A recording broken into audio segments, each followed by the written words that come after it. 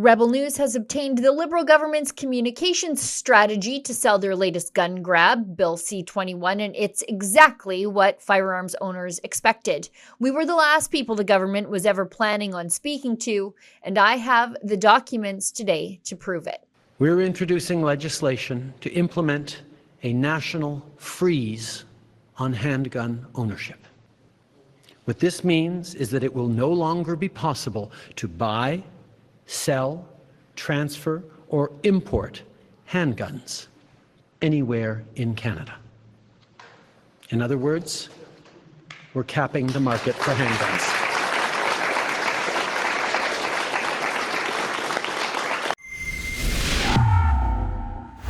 Today's story was made possible through your generous crowd-funded donations to a special government investigations website, rebelinvestigates.com. So thank you to everybody who has donated to offset our filing and research fees. We don't take any money from Justin Trudeau, and how could we ever hold the government to account if we were accepting cash from that very same government? Your donations continue to protect our journalistic independence. Now, I recently received a 339-page return to a filing for documents on Justin Trudeau's gun grab, Bill C-21, which outlawed private handgun ownership here in Canada. It stranded the assets of gun shops and handgun owners all across the country, and it requires highly vetted restricted license holders like myself to turn their property over to the state upon their death. Bill C-21 also ended competitive sports shooting, because how could you get into target shooting if you can't access the gun to practice or even to express interest and proficiency in the sport? Bill C-21 also took Justin Trudeau's May 2020 banning of initially 1,500 other models of firearms through an order in council and then shoehorned that into the law. And with that came a disaster of a so-called buyback program. The Liberals just delayed for 2 more years because the Liberals have no clue how to compensate innocent people for their lawfully obtained property expropriated by the state for crimes committed by other people with illegally obtained weapons. The Liberals also tried to ram through last-minute amendments to the law that banned most hunting rifles in Canada, but they had to back down after public outrage. I think people need to be careful about misinformation and disinformation in this. We've explicitly and specifically not targeted law-abiding firearms owners because those who currently own and operate handguns safely and store them safely are not at all targeted by this legislation. We're simply saying that we are freezing the market, and in the future it will not be possible to buy, sell, transfer, or import handguns in Canada. Now I know, friends, it's stating the obvious here, but the government's focus for Bill C-21 was never people who actually deal with guns.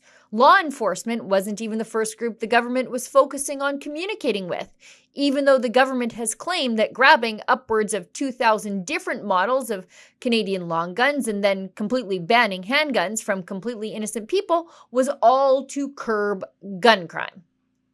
Look at this. From the government's propaganda social media plan to sell C-21 as a solution to rising violent crime rates in Canada's big cities. The primary audience for C-21 messaging?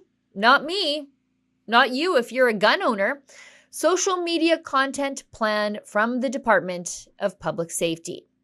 The most important target audience for government messaging on Bill C-21 was mental health advocates and LGBTQ+ associations like EGAL Canada. These busybody, non-gun-owning groups were even more important than the people tasked with enforcing this onerous new law or arresting actual criminals. You see, the secondary audience was law enforcement, the legal community, hospitals, public health units for some reason, and then the education community, like universities, again, for unknown reasons. The bottom of the list for government messaging, the tertiary audience, the third consideration, the afterthought for the government, actual firearms owners and groups, the people affected by the gun grab, the people who are being scapegoated by the government for the Fed's failure to deal with real crime and bail reform. Look at this. Tertiary audience, or according to the government, audiences indirectly impacted by the messaging. Other government departments, general Canadians, firearms owners, firearms associations, and firearms retailers. The government was, as always, listening to the usual suspects who have probably never even seen or used a real gun in their life. We're still researching these 339 pages of documents, including an upcoming story on how the federal government attacked the reporting of a journalist skeptical of the gun grab and then scrambled communications hacks to respond to him. For Rebel News, I'm Sheila Gunn Reid. Add your name to the growing list of Canadians opposed to Justin Trudeau's unlawful scapegoating of Canadian gun owners. Go to handsofourguns.ca to sign our petition today.